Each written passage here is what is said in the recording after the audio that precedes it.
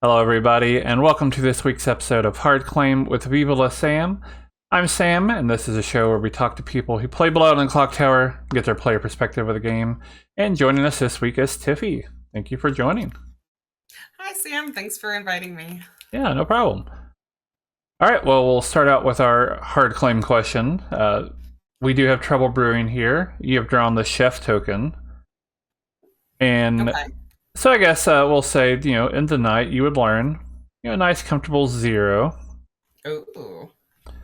So, if we were chatting day one, what would you claim? Um, hmm.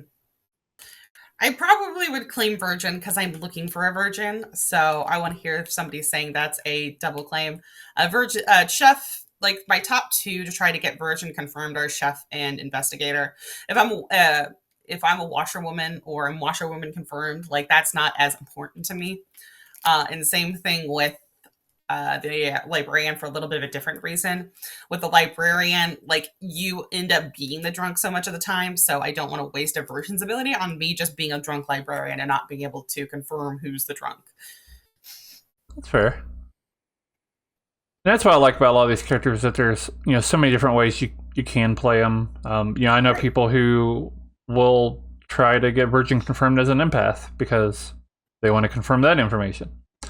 Oh yeah, one of my best plays I feel was when I was an empath with a one, and one of my neighbors was claiming virgin, and yeah, I just nominated the virgin, so it's like we know that the other neighbor has to be evil, and that was just a demon. Yeah, or less poisoning, but all the normal caveats, but not Right. drunk. Not drunk. Yeah. All right. So talking about the game, Blow on the Clock Tower. When did you discover it and how? So I discovered it about 2 years ago. My partner and I, Colson, we most of our entertainment is done through like watching various videos online. It's usually of like video games or travel videos or just random things. And he was watching Blood on the Clock Tower through No Rules Barred. And Mhm. at first, when he was playing it, I was just like, I don't like this. I hate social deduction games. I don't like table politics. Like if you do multi-format multi-format Magic the Gathering, like, and it's all just a political game. I hate that. I'm never good at convincing people what I want, like, or what's going to be best for everybody but it's also a little bit better for me. So I was just like, no, I don't want anything to do with that. And then I just like kept walking by while he was watching it. And I was just like, I still hate this. I still hate this. What's he doing? What's that guy? What's this role? What's and then I just got hooked. I think for like the next 6 months we ended up like binging through all of No Rules Barred and then TPI and then the what is now known as Grim Scenarios. So I've watched a lot of Clock Tower before. I was just like about a year ago, around my birthday, I said I want to play, and we got a bunch of our friends together, and those friends don't play anymore because No. they didn't really like it either. But I was just like, no, I have to keep playing. Um, but I found Bryant through, I think he posted something on the unofficial Patreon about where we live, about because he lives fairly close to me, about like meetups and everything. And I was just like, yeah, I want to play. I want to play more. So that's how that started. That's great. Do you remember what your first game or several games were like? Yes. So my very first game was Story Told by Colson, which was his very first game playing too. But again, we'd watched a lot. I believe I was Empath, so I was very excited about it. But I know that we lost Evil, and I think the second game was also Fortune Teller. But then the third game was one that again I had just found Bryant on the unofficial Discord server. He had told me about this online game that he had seen, like the just somebody posting a meetup for a random online game with Ben Burns, and I was like, okay, cool. So I hadn't played a game with him before that, It was the first time that I had drawn an evil token. Like, so the third game. And I was like, I have watched all of these games. I know all of these characters. I'm so excited to play something that's not Trouble Brewing. I'm just going to bluff Amnesiac, which was in a double claim with Bryant. So, so I'm over here pretending that I have an Amnesiac ability. He's over there trying to figure out his Amnesiac ability in a Bit Burns game. And I had asked, like, I went into a private conversation with Brent. I was like, "Hey, I think I've got a good idea of figuring out my amnesiac ability. Do you know what your amnesiac ability is yet?" He's like, "Yeah, it's Tiffy's full of shit." Lovely. So, at what point would you say that you were hooked on the game? Was it pretty much immediate, or did it take a few games? I think, yeah, that very first game with people that were other than my friends, that was it. I knew I wanted to keep playing. I knew I wanted to find more people to play with and try to. I I could already tell that this is such a lovely community of just welcoming people, Mm-hmm. that I wanted to be able to support it and be able to help grow the community. How much have you been able to play in person versus online? Uh, Not as much in person versus online. So yeah, online is my biggest cup of tea. It was in about May 2023 that I played my first games, and then I hadn't played in person the first time until September of that year. Okay. Um, but I played a lot online, and that was me storytelling in person. So it was a bit of a different experience, and it was an adjustment of going from and so of going from doing all of this playing online, because it really is a different game from playing online versus playing in Mm-hmm. person. And I'm hoping that we're able to like do more in-person meetups now that we've got a bigger community. I'm hoping to see you sometime, Sam. Plan on it, and vice versa can happen too. So, Right. um, so what was that transition like going from playing online a bunch and then trying to play in person? Like, what were the differences for you? So the differences are when I play online, I tend to take a lot of notes. Mm-hmm. Um, I tend to, I was focusing on the information and not so much what I focus on now. And now, like, especially when I play in person, I'm more focusing on vibes. I'm watching who's talking to who. That's going to get you the biggest information. I want to know, who do you trust? You can tell me anything you want about your character, but who do you trust and why do you trust that person? Um, and I think that's a bigger thing of doing in line. I also Yeah. come from a LARP background where I've done a lot of LARPs, so I want this physicality. I do want this, like, being able to interact with people and to like be able to have these social vibes, because online not everybody plays with their camera on, which is a choice. It's something that we're able to do and make sure you're there, but like in person, you're just there. You have nowhere to hide. Yeah. It's fun. Yeah, and I do like the little bit of the kinetic nature of playing in person, moving around. Um, yeah, it's just I guess it's like almost any other board game, so to speak, where you're playing. You can play in board game arena, but if you play it in person, it just hits a little differently. And Clocktower, Right. even more so. Yeah. Right, that tactile nature of Mm-hmm. there was a game I played a couple months ago, that Bryant had organized, and I was a psychopath, and I was just doing something silly. So I put my hands around both of my neighbors with consent, of course, and I was like, "These are my friends. Nobody's gonna hurt my friends except for me." And then I ended up psychopath killing both of them, but like not the first day, because these are my friends. These are my friends. Yeah. All right. So let's say you're sitting down for a game. You're about to draw a token. Whether in person or online. Uh, how do you feel? What are you thinking at that point? Um, if it's in person with a custom script, at that point, I'm trying to remember at least 3 characters that are on the script that are not my character, because I'm trying to think of bluffs. Um, if That's it. It's just a matter of like when you're playing online, you're able to look at the script at night, like while everybody else is doing everything, and but like in person, you Right. can't look at the script because you're only looking at the back of your eyes. Yeah. Um, I like to think of three. I usually only give two. If I'm giving three, it means I'm probably evil, and I haven't talked to my demon yet. Give as many outs as possible. Give as many outs as possible, and as many like I just want it to like make sense why I'm telling you lies if those aren't my three. What kind of characters do you like to bluff, whether you're good or evil? I love claiming Ravenkeeper. I love claiming Tinker because those are two that they're just going to keep you around. Like I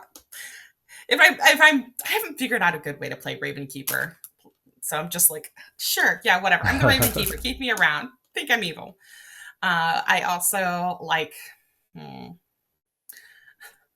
well, if I'm the demon, I like being the demon and killing a banshee. I have activated two and a half, no, three and a half banshee abilities in like 2 games or something. It's insane. Thinking about a Ravenkeeper, and we'll talk a little bit more about Trouble Brewing here in a bit, but I do like how Trouble Brewing has some of these characters that give you incentives to good players, incentives to lie or be a little coy about your character. I don't know. I always love that as good character design, and it is kind of difficult to figure out how to navigate that, especially when you're newer. And people can look at like Chef and say, why would Chef starting information? They're not going to get any more. Why would Chef have an incentive to lie?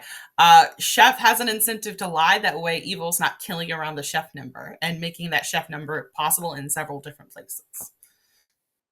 So even if you are the chef, I wouldn't necessarily give out your information first day unless you want to give it out first day, or if you want to give out a fake number and make everybody think you're the drunk.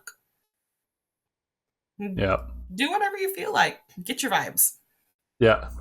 All right. So when you do draw out your character token, do you hope that it's blue or red? I hope that it's blue. I hope God that it's blue.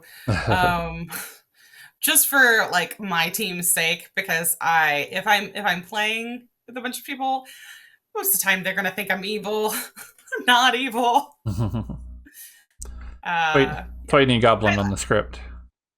I think I've only been goblin like once, and I definitely didn't get to go off because if I claim goblin, they just trust me. Yeah. And if I claim goblin and I am like the goblin, then I'm not a demon candidate. And I want to be a demon candidate.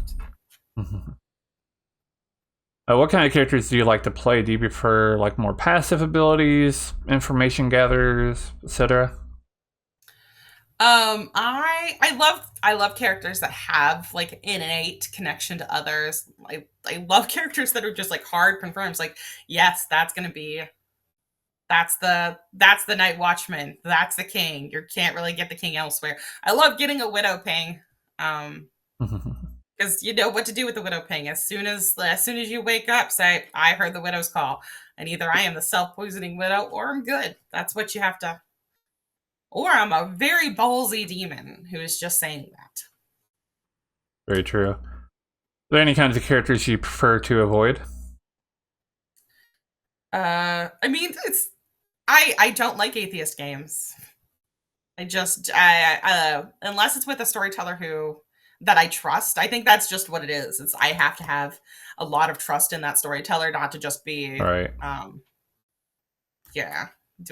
Doing kind of like an ego stroke. And I'm not the biggest fan of Legion games. I think that there's a niche that I just haven't been able to tap into that like people like, but it's just usually if I am not the Legion, then Legion is all able to fool me. And if I am the Legion, I just give it away immediately. So. We do a segment too where we talk about quote unquote divisive characters, and both of those are on it. So it's definitely normal to not like those characters, I think. I like playing high information characters, but I I understand that there is a limitation to how much information you can get with those characters. With a Dreamer, you're only going to get, like, your best information is going to be on day one, and it's definitely Yeah. diminishing returns from there. With Sage, it's only going up. I love Farmer. I love Village Idiot. Love Village Idiot. That is such a good, like, one of my favorite scripts is there's a Teensyville script that's just Village Idiot and Pixie as the townsfolk.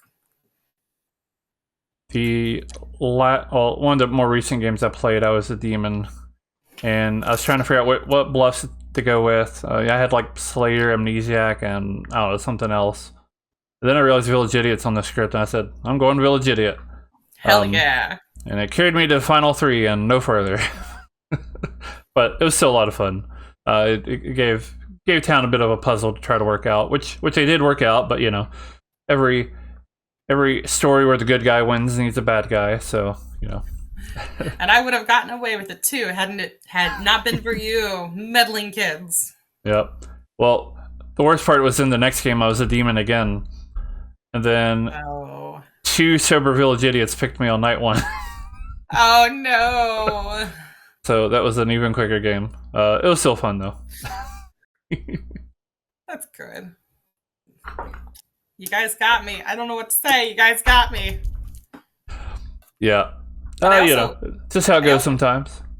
I also really love being outed evil mid-game when people are saying, oh, we can't afford to waste a day when we need to kill the demon. And then you can just go basically, Do you like characters that play outed evil, like, or semi-outed evil, like Goblin or Vizier, or characters like that? I have been the Vizier a few times, and I have loved it every single time. What's your playstyle like when you say, for example, you're the Vizier? I think every time I've been the Vizier, I've been sitting in this chair, and I've had this mask that I put on. And it's just like, yes, come to me, let me be the king. So that should be our thumbnail for the episode. Right. Yes, this guy. Tiffy plays Vizier. I love puppets. There was a April Fool's Day where we all replaced ourselves as puppets, and that was such a fun episode. It was probably one of our like least viewed episodes, but it was so fun to make. All right, so talking about like the base scripts, obviously we have Trouble Brewing pulled up here. Would it be safe to say that Trouble Brewing is your favorite base script? I do love Trouble Brewing. Trouble Brewing is absolutely my favorite base script. It's definitely the one I also run the most. Because unless I've got something big going on, I run new player games every Sunday. And that's when I say new player, I mean like less than 5 games. Then those are the people that are going to get priority. People who don't have experience with the app, who are just learning what the characters are. And it is so fun. Every time like a new player comes in, I'm just like, I get so excited. I'm just like, I'm so glad you're here. Because I really am. Yeah, it's fun to watch people kind of work out all the, you know, kind of basic interactions and see how they play. Yeah. Right. And I like watching them. This is, and it's not even things that I've figured out yet. It's like stuff that they're just like stuff that they feel that they can connect with the game. And it's that I love that they see why I love this game, that it's the social part that is bringing people back, not the deduction. Yeah. And one of my favorite parts too about running for new players is, you know, when you played hundreds of games, even if you kind of mix it up, you usually kind of have set like metas or things like that. But new players don't have that, and they do very unexpected things. I was wondering if you had any examples that maybe you can think of a new player playing in a way that would no experienced player would probably ever do. Well, I think it's a lot of times I try to like I try to talk like new players who are evil through the bluffs, not necessarily how to do them, but like if monk is one of the bluffs, I'm saying, listen, if you are going to claim the monk, you did not wake last night. I'm trying to give them a little bit more assistance than what they would get in person. But it's always fun to watch the new players figure out how they want to play Virgin, and it's always so different for each person. Like how they, if they, it's some players are just like more like it's a warning, like don't nominate me, don't do it, don't nominate me, you're gonna die. There was an all ages game in which one of the kids nominated the Virgin because his dad had told him to, and he was so mad that he died. But his dad knew that. But like, and then they figured out it's like, oh, this does get information. He was so mad. It was really funny. Or how different players use Slayer shots to come to their own information, because Slayer shots are I think they're very undervalued. The Slayer. Yeah, I can see that. That players don't realize you are clearing another player of being the demon. It's this person is no longer a demon candidate. Are they evil? Maybe. Who knows? In Trouble Brewing, they could be a demon candidate a little bit later on, but right now they're not the demon. So you mentioned running the game for kids. How often do you do that? We've been running kids games every other week. It's not officially tied to the Grimoire or anything. It's just there's a few parents and a few kids who really love the game, who want to play with each other. And if I know that you've been to conventions, Sam, and you've seen those kids. I'm sure you've seen those kids. There's like 3 or 4 of them every convention that just love this game and want to find more people to play with. And I want to be able to give them a space to be able to play. And I know that Discord is, you have to be 13 to have a Discord account. And for our server, the Grimoire, you have to be 18. That's just our rules. But because the kids are coming with their parents and it's being coordinated through them, we're able to coordinate through the parents and then have the kids sit down at their own spots. And these kids, man, they bang through these games. Like, they are so good. I've probably seen 4 successful Slayer shots. Wow. Like, it's a lot. These kids are hungry to find a place to be able to play with them. Because I know not every adult is comfortable with killing kids. It's just understandable. But these kids are also, Sam, I have to tell you, these kids want to story tell. They have been begging me to let them story tell. Interesting. They're just like, they're waiting their turns. Like every 2 weeks, I'll bring one of them up and be like, okay, it's your turn to learn how to storytell through the app. And they're just like, okay, it's me next, right? I was like, yeah. Everybody wants that power. Yes, they love that power, and they love playing with each other. Some of them are siblings, some of them are just across the country. Like we've got some some in Virginia all the way to, I don't think we have gotten Evil Steve's kids to play yet, but Jeffy, who lives in the Colorado area, her kids love it. Her kids love this game, and I'm hoping to get Ben Burns in our next kid game. Oh, that'd be interesting. Yeah, he's really interested in seeing what we're doing and meeting the kids. Ben Burns has just a lot of experience in general running it for new people, obviously. Yeah, right. I don't know if he's really ran. I wouldn't know if he's ran it for kids normally. So it sounds.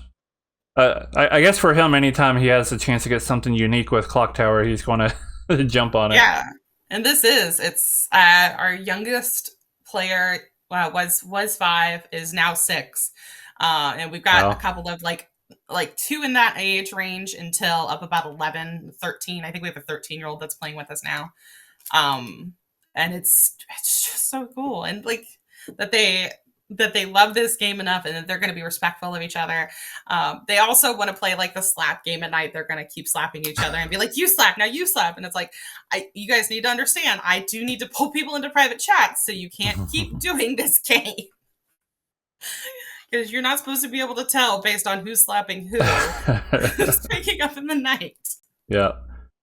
Part of the reason why I'm a big fan of the card system, but I won't get on that soapbox. But I genuinely, I love the card system as well. So for the Sunday games, not the kids games, the Sunday games, I will start with the voice chat, and then I will talk people through, okay, this is how we use cards. Just because it is, it's less intrusive. Yeah, it's less intrusive on the game itself, and it's better to be able to get concrete information, and that way I can just kind of listen to the night whispers at night. Yeah. Um, For so I for the kids games, do you find yourself needing to alter anything to accommodate them, or you just mostly just run it as is? the only alteration that I've had to do for the kids games is give them a little bit more time for daytime talk. Um, just because, like, as adults, we know everything, we've read everything, and they're just getting to their stuff together. So, Yeah. and I think that's just the same thing that you'd say with newer players as well. Is you're going to give newer players a little bit more daytime. I think that's the biggest adjustment I have to make. Um, I also tell the kids, like, we're not going to say anything that Batman wouldn't say, but Batman says a lot of shit. Fair enough. Because they watch us too, because they're also fans of the stream, and it's just fun. And for the most part, no. Well, that's pretty cool. All right, so we got off on a little bit tangent, which is obviously fine. But Yeah. so moving past Trouble Brewing, what do you think of like Bad Moon Rising and Sex and Violets? So a lot of people say that the transition is like I think as a newer player, you think the transition is Trouble Brewing, Bad Moon Rising, and Sex and Violets. But I want to say that I think Sex and Violets is the intermediate script. Sex and Violets has a lot more information than Trouble Brewing. But Bad Moon Rising, the information is coming from a different place. So it's a lot harder to figure out if you're not familiar with how the game goes and how the pacing goes. Like, it's Bad Moon Rising, and it's almost just a different game entirely. I'm sure, I don't know if you can agree or disagree, but like, Yeah, it definitely. So, think about Ben Burns again. His opinion is do Sex and Violets second because he thinks Sex and Violets is closer to Trouble Brewing than Bad Moon Rising is. So, yes. I take a more neutral approach, only because I mean both are intermediate scripts in a different way. Way I look at it is the best script to move on to after Trouble Brewing is whatever the group thinks sounds more interesting. Right. And that's Yeah. that's also like the balance of being a storyteller is you want to keep engaging Yeah. your players. We're not here to have these constraints and have these time things. On Sundays, at the beginning of Sundays, we were the concept of Sundays was just base 3 gaming. Base 3 Sundays, so that we're only playing base 3 games. But we also say that this event lasts for 3 hours so that when the event's over, we can start playing other scripts. But then that's kind of evolved into beginner friendly. We always have a beginner friendly in addition to the other base 3 scripts. And when I say we, I mean us on the Grimoire, the server. Right. Not the royal we, and I'm just talking about myself. Princess of Genovia.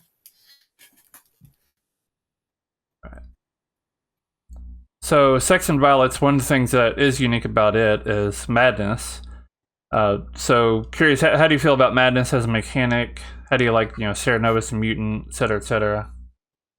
I love it. I really do. I love it as a mechanic. I love being the mutant. I feel like mutant's one of the outsiders I pull most often, and I feel like it can be so useful. I think the storytellers, when they are running it, they need to be very clear about how they are running it. How strict they're going to be, and then they really need to say that they're going to be more strict rather than less strict, like more strict, and then they can ease off as they feel comfortable. But I also personally, I don't think that you should be able to break madness in private conversations just because a storyteller isn't looking. Interesting. I know that's a spicy opinion, but this is the rules of the game. I mean, you can do whatever you want, but I'm going to consider that cheating because that's the rules of the game. Unless you announce that to the storyteller, hey, I broke madness, just FYI, and then then let that be part of the game. So I do like to clarify that it is in the rules of the game that you can break madness privately. Which means I personally, support it. So it's also in the rules of the game that you can text your neighbors or that you can text anybody. Like there's I something don't think it's mentioned in the some rules. things in the rules of the game that are not intended, that probably need to get a bit updated. I don't. Yes. Uh, the rules of the game has changed since its inception, and I think the rules probably need to change with it. Yeah, I don't know. I can't find a reason to agree, but that is okay. Right. It's so being able to break madness makes madness so much less effective, and it's just at the point where, like, well, why should I even care about going along with madness if the storyteller is not even gonna enforce it? Why should I even care? Why should I even care about, like, that basically means Sarah Novus is not a good character, because if you can just like whisper around the storyteller's back and not have to necessarily go around it, like, or be obviously Sarah mad at something. I think if a player is being too obvious about breaking it behind everybody's back, then it's going to be obvious to the storyteller. Right. But if they're breaking it to like one or two people, but then to the rest of the town, still being mad, then it still is being effective. At least from what I've ever seen of it. I don't know. That's just my view, though. But we can disagree. I'm fine with, and I'm fine with different people having different views on how to run the game. That's just yeah. We brought up the topic, and that's how I feel. That's fair. Yeah. There was an in-person game in which somebody had said that, I had broken madness pretty early to another player, but then like I kept it up, and I'm just like, that's not the part of the rules of the game. But then I realized, the storyteller didn't clarify how Sarah Novus madness would be written. Yeah. Usually, I'm just a big proponent of keeping it as rules is written and as intended, because TPI have said over and over. It's even suggested as a potential strategy on the wiki, for however officially might think that is or isn't. But not everybody enjoys it. It's also said as an unofficial strategy on the wiki that you can text your neighbors, and I feel like the game space should be the game space. If you can't see something, if you can't see somebody actively talking to each other or actively like messaging, if you can't see that envelope going back and forth, there's no visual indicator, then that's not the play space. I'd be curious to see that, because I've never seen that, and I think most people would definitely agree that you shouldn't be texting, because that's a lot more controversial. Most people agree that you shouldn't be texting, but rules as written says you can get as creative with communication as possible as you want. Some people text their demon. Rules as written say that. And it's interesting because when people play in China, that's become so popular that TPI created a custom fable just for like the region of China, that basically the evil team entirely communicates on the first night via text. It's very strange. I don't know. It's a thing apparently. That's pretty cool. I mean, I've seen. They do things a lot. Oh, sorry. Go ahead. I play text games a lot, and one of the servers that I'm playing a text game on, one of the rules is that the demon, like, there's a lot of restrictions on who can message and how many times you can message, but one of like the stipulations is the demon once per game can send a message up to 15 words to a minion. Yeah. And so it's like that's nice. That's a nice way to not necessarily have to just connect the lines, because there's a lot of restrictions, but I like that as an idea of a fable for the text game, but then also saying like a short one-way message between the demon and minion at night once per game, and you can say that as a fable. So I get that. I like that. I like the rules that like dictate communication and like a little bit of different communication and how it can be changed or manipulated. I just played an in-person game on Sunday that Fredo came up with a style of playing Blood on the Clocktower Fortnite style, which is something you can only do in person. So and when we say Fortnite style, there's no... Huh? I was just going to ask what exactly that meant. When we're saying Fortnite style, we're not saying like, oh, references to the Fortnite game, like for like characters or anything. It's saying Fortnite as in every day the play space that the living players can play in gets a little bit smaller until the final day in which everybody has to stand on a 4x4 tarp. You have to be on that tarp if you want to be communicating, or else something bad might happen. I see now. I guess I would. Well, I would. This is a whole other topic. I hate how Fortnite's become synonymous with Battle Royale since it did not start that. But you know, whatever. But yeah, Well, but I about what you think were saying, yeah. PUBG, okay. No, and I know battle royals have been going on a little bit longer, but Yeah, yeah, that yeah. shrinking play space. Yeah, We say yeah. Fortnite That's to like interesting, to be able to that the younger generations can understand it better. right? Well, that is not me. um, yeah, it's pretty interesting because so you know the way the game was originally designed anyway was to stay within the circle to start with. I don't keep that, and I don't think most people do. I don't even know if they do in Australia still. Maybe they do, but I do like keeping people pretty close regardless, just because. To me, the in-person game is a lot less fun, and people can like go into entirely different rooms, can't be seen. You know, the whole private chat online is just way different. There was an in-person game, and again, I'm going to keep talking about the over the weekend. For I don't know when this is going to get published. At the time of the recording, this is 2 days after the Vegas Con, so that's why I'm talking about a lot of things that happened at the Vegas Con. But there was a game in Vegas that Patters was running, and there were two atheist claims. And on like day 2 or 3, the atheists went like probably went 100 yards away from the room. And so, like, I was just standing at the door shouting, like, wonder what they're talking about. That looks weird. That looks suspicious. This is weird. This is an atheist double, not an atheist. I apologize. It's not atheist. Amnesiac. There was an Oh, amnesiac okay. double claim. Look at these guys over here. They're over there. Isn't this weird? And it turns out one of them was evil. Chalk. All right, so we do like to talk about you know, a collection of divisive characters. You've already mentioned a couple of them, so we'll brush up on those real quick. So you mentioned atheist. Not a fan.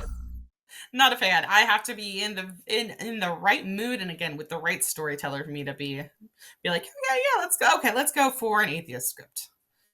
Yeah. Is it just? Do you think it's just too easy to not have a fun game with a storyteller, or even I'm trying to think how to word this? There's No, just some good. storytellers who are just like, how much can I screw with players, or All right. as opposed to like giving people a good experience, or like, or saying it's more of an eco stroke, and it's like I want to be playing the game with everybody else, not just the storyteller. Yeah.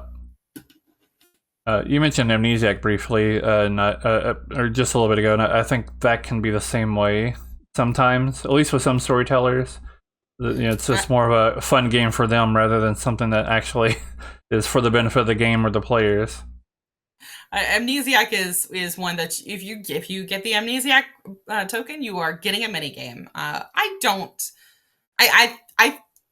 think most of the storytellers that I play with, like if they have Amnesiac on the script and they have it in the game, they know what they're going to be doing with the Amnesiac. They're not just putting it in there to do something. And I've seen some really cool things with the Amnesiac. Like there was a game that Dave B ran in person, not last weekend.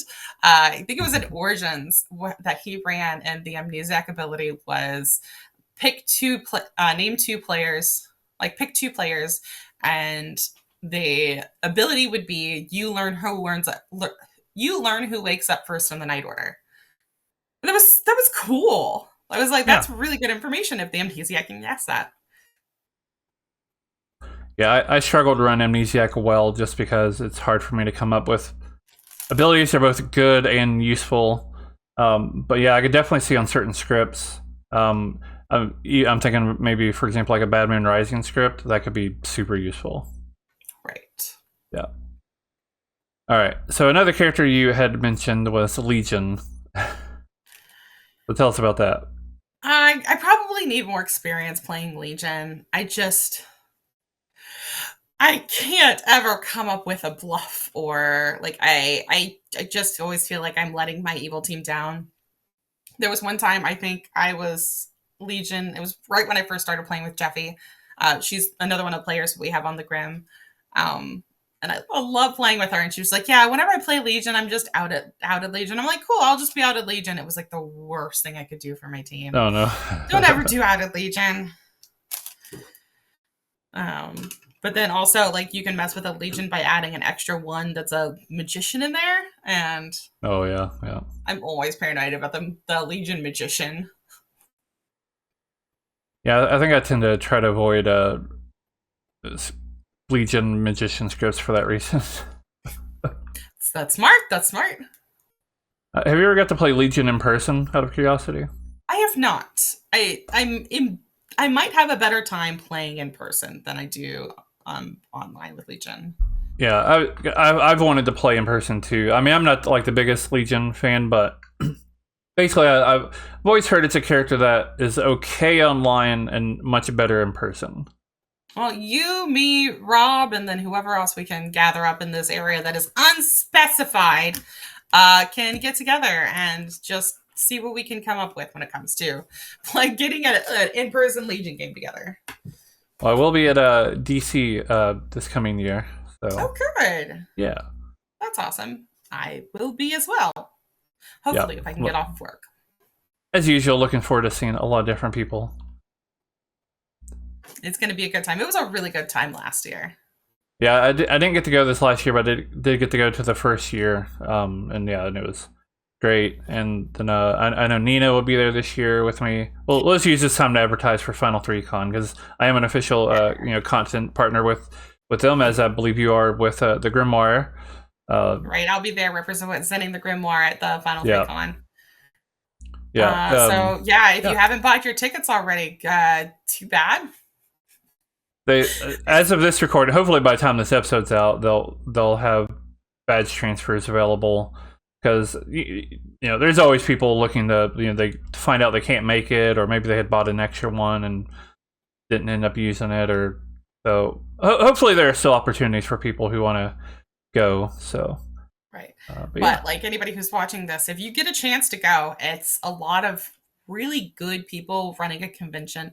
The reason why they're not opening up more is not because they don't want to expand beyond their reach, but because they want to make a quality product. Yeah. They want to make sure that what they're offering to people is just good. It's just good games with good people. So you can't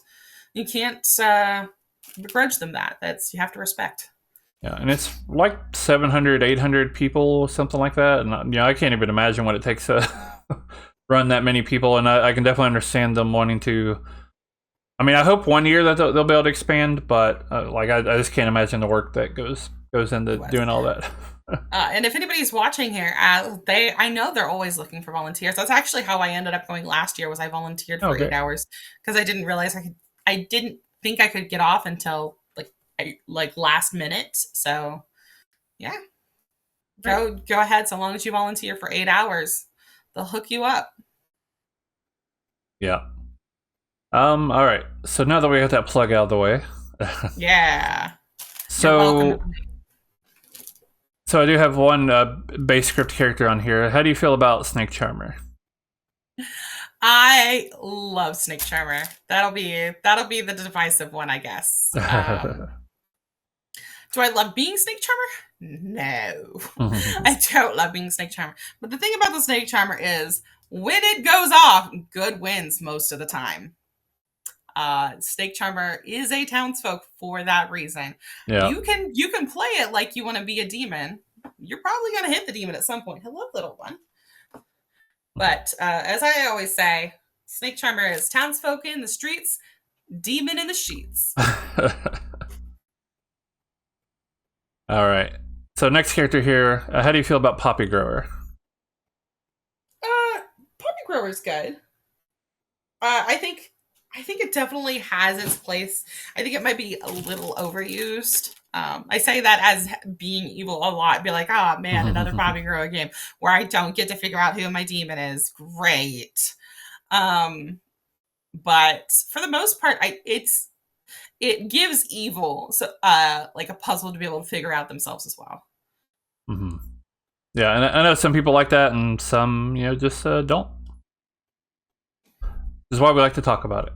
This is why we like to talk about it. And like if I'm not in the mood to not know my evil team, then you know what I can do? I can just not play a Poppygrower script. I can say, you know what? I think you have enough people. I don't think I'm going to be a right fit for this game. Yeah, and that's how I always think about any game I play. And I'm like, if I don't feel like being evil on this script, or especially the demon, I just won't play. Right. But I will say, I don't know if you have Snitch attached to Poppygrower. I mean, it's not something we usually bring up, but they do pair well together, usually. It's so boring to be the Snitch. Like, if that's going to be the case, just attach the ability to the Poppygrower, or like a kind of pseudo ability. A good idea, actually. There's nothing interesting for the Snitch to do. It's such a boring character to be. It's basically that it's a little monster game or it's a Poppygrower game. Oh great, I'm the Snitch. I know these two things. It could be both. I do hope they update Snitch at some point, and I wouldn't be surprised if they do. I don't know what it would be, but yeah, I think it is one of the few characters that I can think of that I talk about characters needing to be able to have multiple playstyles, and Snitch, basically just like you said, there's not really much to do with it. Unless it's a Fangu script or something else can happen to you, you're just pretty much I'm the Snitch. Don't necessarily trust people's first information. I like Snitch as a bluff, but the thing is, like Snitch and Poppygrower, they're both the bluff. So that's basically, you've got two bluffs right there. Yeah. Why do you need another one? Does that make sense? Yeah. I mean, because evil just knows it's in play or doesn't, and yeah. Right. All right. So one more character for this section to talk about. How do you feel about Heretic? Heretic, I had a very interesting game in which there was a heretic in play. I think it was one of our script competition games. I was the demon. I didn't really get to talk to my minions at the end of the game. And Rob was claiming mayor, and I wasn't even thinking about it until like the very end, when somebody pointed out that mayor was a demon bluff and we were missing an outsider. I was so mad. I'm still mad at myself for not thinking, because I was going back and forth like, is it a heretic game? Is it a heretic game? It might be a heretic game. I could have just killed myself and won the game for evil. So I think that's also another little puzzle that you can just figure out. Yeah.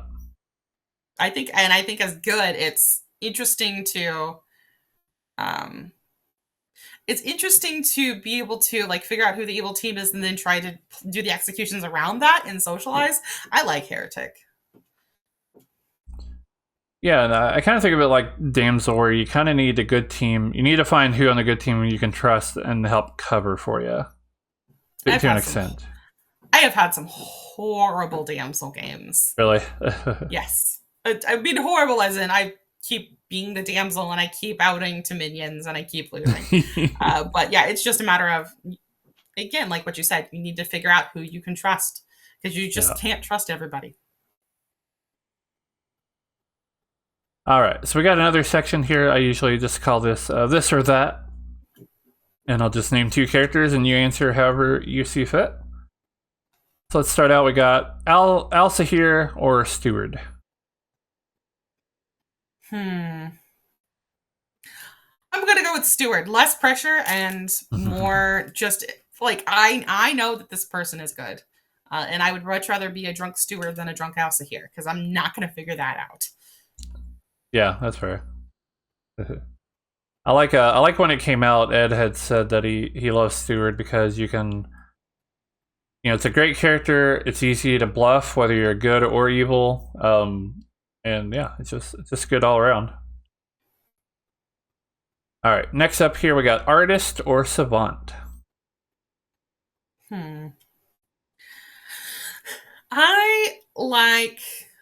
prefer artist. Again, it's cleaner, it's more simple, and because I like to play that social game and I have a little more control with what I use my artist question to do.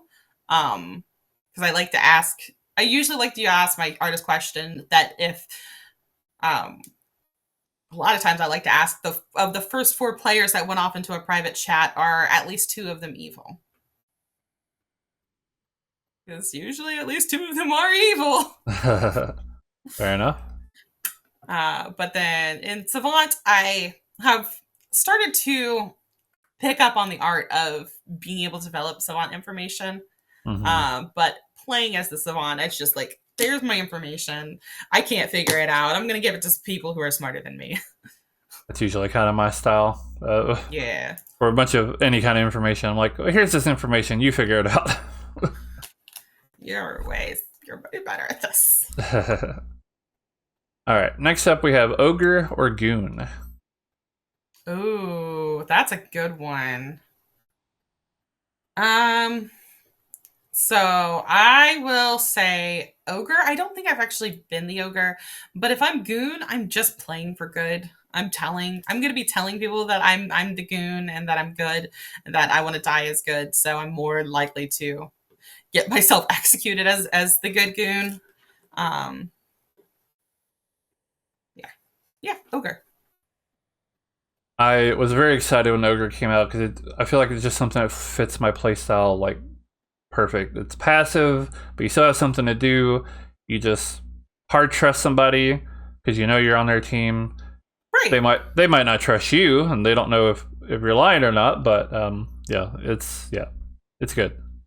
And it's so easy to bluff as ogre. And Yeah. it's like every time somebody claims ogre and they come up to me and say, "Oh, I picked you," I just want to believe them. I just want to believe you.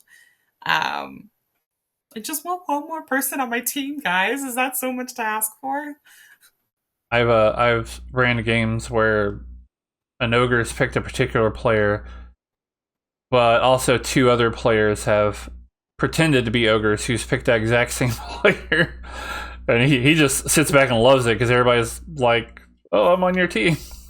That's fun. Like it sounds like it's a pretty popular guy in your games. And you can go back and watch Robert's episode here on Hardclam. I love Robert. Yeah, he's pretty great. I got to play on your Friday games a few times. I'm not as able to. I wish I was able to make them more often. I'm not available on Fridays most of the time. And I also got to meet Jen over the weekend. That was really nice. Oh yeah. You can also see Jen's episode on here. Jen and Manny were my 2 first episodes I recorded. Because my first episode I released was with Ben Burns. I wanted a little bit of experience trying to do the show before I did the Ben Burns thing. Very first thing I noticed was the intro. I had to slow it down a lot. All right. Yeah. Next couple characters here, we got Klutz or Mutant. Mutant, 100%. Yeah. I don't want the game to rest on me dying and being able to pick out who's good or evil. No. I'm the mutant. And there's been some really fun games. Like I think there was a game with McKay that I played where I was the mutant who was bluffing Savant, but Bambi was running the game, and so I was saying my Savant information's all in French. I can't figure this out. And then I was going to a French decoder or a French uncoder because McKay loves speaking French, and I'm trying to learn French, and that was such a fun game. That's pretty good. I did have a game. I mentioned the game earlier where I was a demon, and I bluffed a village idiot, and went to a player, and I was like, "I saw you night 1, and I picked you night 1, and I got evil." He's like, "Well, I'm the klutz, and you know what? Oddly, I trust you, and you must be the drunk." So I'm the oho, and I'm like, you know what? Let's go for it. Let's pick the klutz. So, wake up, he's dead, and he goes, I claim Klutz, and I choose Dave B. I was like, damn. No. Was Dave B good? I'm guessing. Yeah, he was, yeah. He was, he had been, I think he had been mad the day before, or just something he had said that, like, made him trust Dave B just a little bit more than me.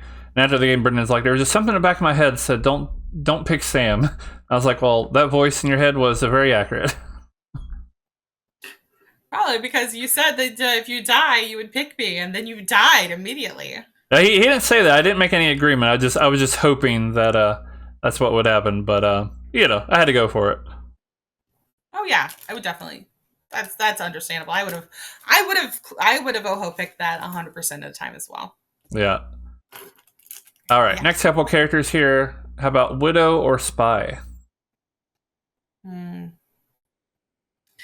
I love being the spy more. I love hearing the widow's call more. So if I'm evil, give me a spy. That's fair. Yeah, the ability register is good. So really can be really strong anyway. Right. It's kind of like it sounds weird, but I'm gonna compare it to the Boffin ability a little bit. Little one, come here. She's just very happy. In that you can't just trust people because you see certain information. Because this information is what is what's telling you that's what they are. Yeah. I'd say that's a good point. Yeah. All right. Next couple characters here we have Fearmonger or Baron. Two very different characters. Baron, 100%. Unless Becca is the Fearmonger, and then she always gets her Fearmonger picks killed. But then Baron, because like when you're Baron, just like your work is done. You can do whatever you want. You've already ruined the game as much as you're going to do. Well, yeah. So to that point, I was going to ask you what your play style is as a Baron.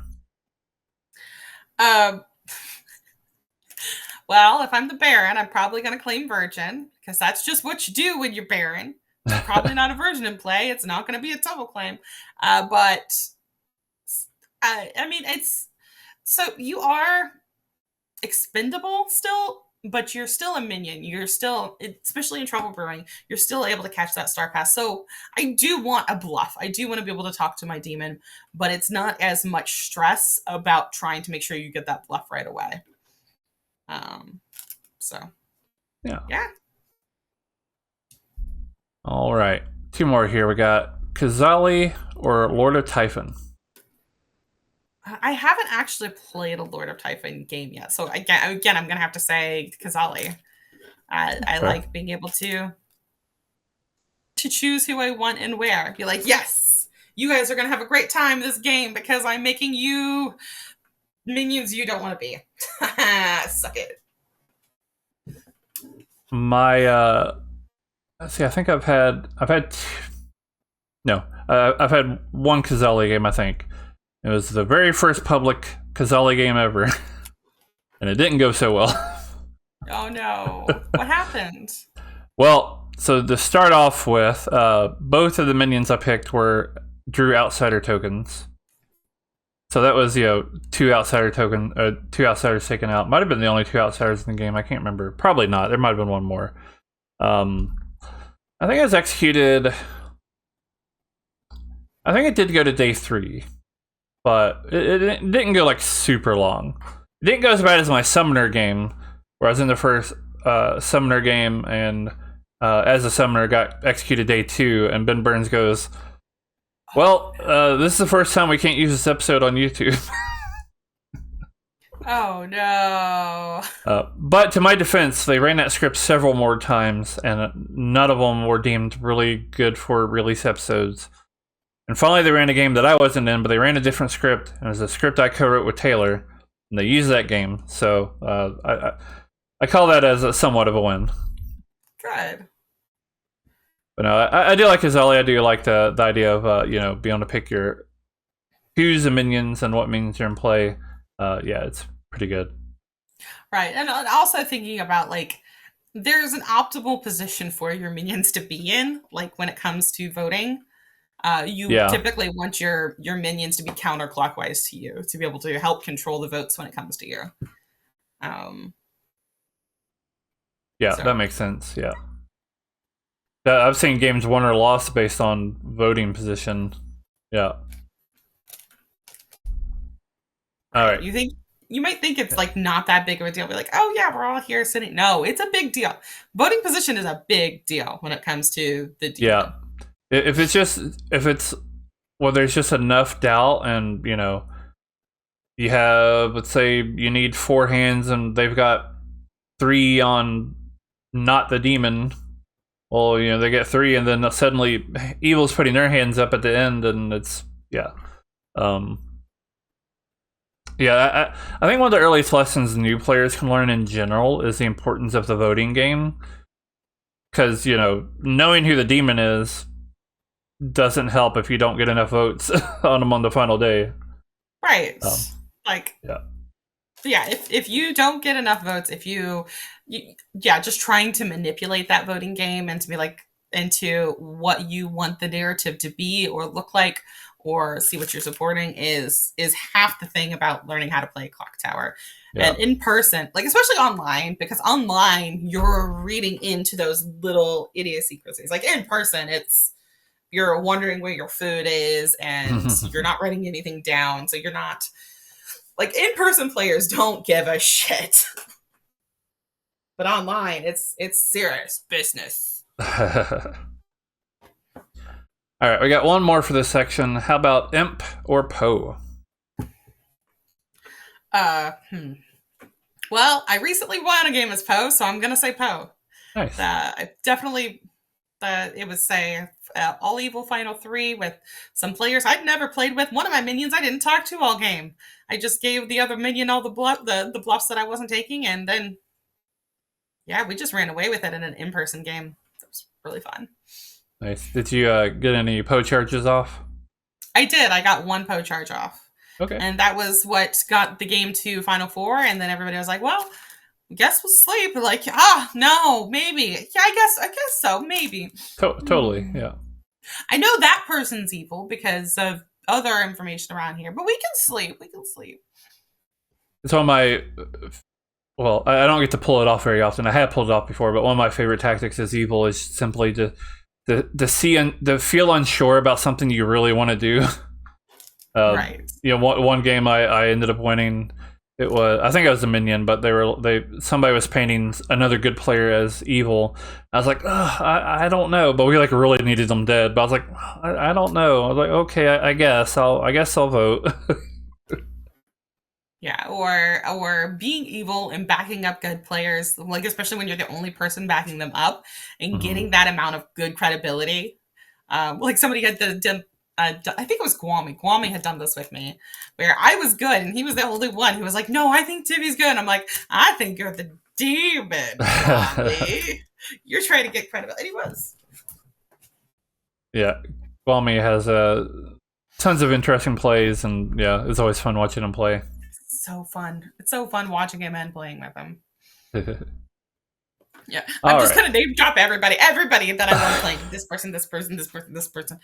Well, it's such a big community. You have the larger Clocktower community, and then you have a bunch of smaller communities, and yeah, I mean, and about everybody. I won't say everybody knows everybody, but there's probably only like 2 degrees of separation at a given point. Right. But in my opinion, I think that this community is about to go a lot bigger. Oh, you think so? I think so. Like it's already had the NRB stuff, but with the Good Time Society videos coming out and that Kickstarter, I think we're about to get a huge influx. Yogscast has started to play regularly through Minecraft. Right. So that's been a thing. I've watched Yogscast for over a decade now, and even got to play in a game with a few of them, which was pretty cool. That's cool. I'll have to check them out. Yeah, they have this really neat. Well, might as well do more plugs. Why not? But But somebody built like a Blood on the Clocktower Minecraft map, and they play through it. And if so, Yogscast did a Blood on the Clocktower video like a year or so ago, and it was pretty bad. Like they called it Blood on the Clocktower, really it was just werewolf with a very vague Blood on the Clocktower theme. And I think Ben Burns got in contact with them and kind of, I don't know how that went, but long story short, these new videos are actually, it's Minecraft, so it's a little different, but they keep the spirit of the game very well, and they're pretty entertaining. You can go into buildings for chats, and as soon as you go in, like your proximity chat, voice chat kind of stops anybody else from listening. It's pretty neat, and yeah. Yeah, kind of like the I don't know, like there's a new wave of games that have had not necessarily the social deduction, but like that game that everybody was playing where it's there people were all foragers, where it's the audio. Like the audio is like going back and forth, and like you can hear people kind of down the hall, but like the closer they get, the louder their audio is. The Office game was also kind of like that. What was that called? Well, while you're looking at that, I was going to say that there's also like 2 U.S. conventions mainly centered around Clocktower. Tons of local conventions. I know all of our local conventions around here plays Clocktower. You can go to Gen Con and Origins and PAX and all these others. There's an Australia Clocktower convention. UK has like several small conventions that centers around it, and Right. yeah, it's pretty popular. And I mean, if it becomes more popular, I'm all for that. Yeah, this is and that's just the thing about Blood on the Clocktower, that everybody who's been watching this video for it's probably been over an hour at this point. You said 30 minutes, right? And I've just 30 minutes usually the minimum. An hour roughly is about the max. We're about an hour and 8 minutes, so we're good. Edit it down. You got this, Nina. Get in the comments. But oh wow, I got off into a tangent. You were looking up a game of some sort. Oh yeah, but that's the thing about Blood on the Clocktower is it's so every game that you play is unique. Like you can be playing Trouble Brewing 100 times. Every game of Trouble Brewing is going to be a different game. Yeah. And just like the manipulatability of Blood on the Clocktower is so good. It's just I think that's what's keeping people coming back over and over. I say quite often that Trouble Brewing's, in my opinion, the most consistent experience. Like, it's always great games, and I run it for players, many of which have played hundreds of games, and they get to that like final 3, and they're like, "Oh, this is tough to figure out." Like, it's fun. It's you don't just sometimes I'll see new people come along. They're like, "Oh, our group just solves Trouble Brewing." I'm like, if they're able to solve it, then something's wrong. Like, and yeah. Right.